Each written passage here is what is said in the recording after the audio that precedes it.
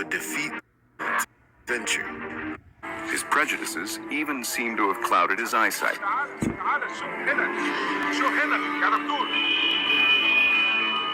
1916, when he discovered beautiful black granite statues of the great Kushite kings, he argued they were not real likenesses. Instead, he proposed that the kings and the builders of all the Kushite monuments had actually been light-skinned foreigners.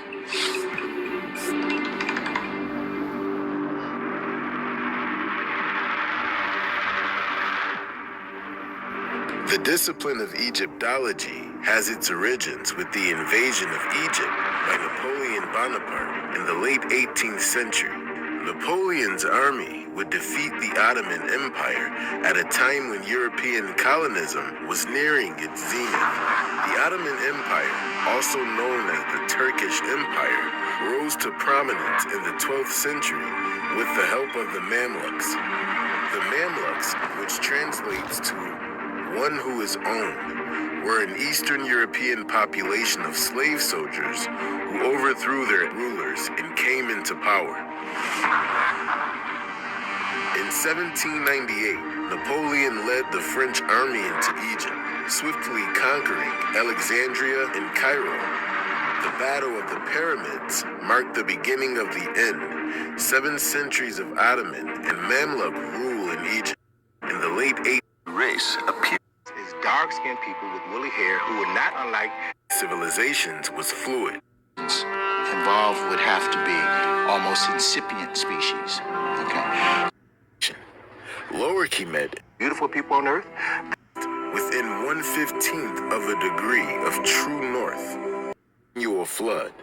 This knowledge would be transferred into Kemet's wide floodplain, giving rise to the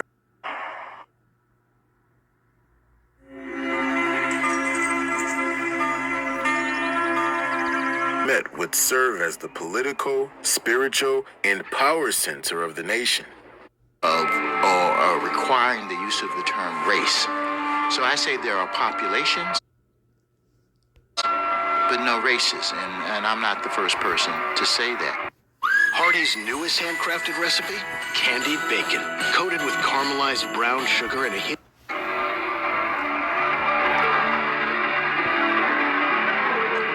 All of these people are connected to each other, and dividing them in a way that implies a level of discreteness that the term race implies is inappropriate.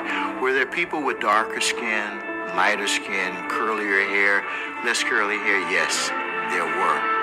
There's no evidence that they had a theory of human variation that would be commensurate or similar to notions of race as they were developed in Europe.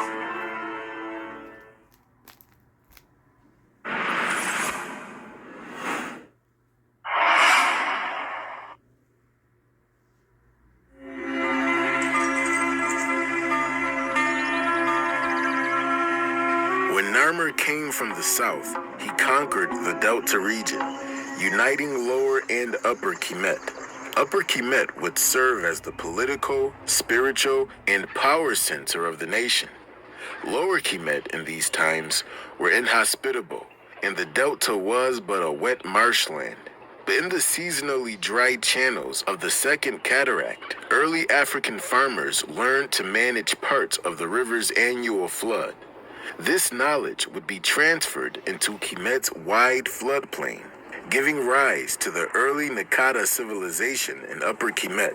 They used the thousands of years of accumulated knowledge to accurately predict the flood season and transfer the wet marshlands of the Delta into the world's most fertile farmland. They would also use this knowledge to build the Great Pyramids. Their mastery of sacred geometry allowed them to align the Great Pyramids nearly perfectly along the cardinal points, north, east, south, and west, within 1/15th of a degree of true north. Although each was their own nation with its own identity, Temeri, Ta-Netcher, and Taseti were connected culturally, commercially, and spiritually. The cultural exchange between these three Nile Valley civilizations was fluid. The emergence of Kemet was an evolution of African science, philosophy, and agriculture, which seeded the very foundations of civilization.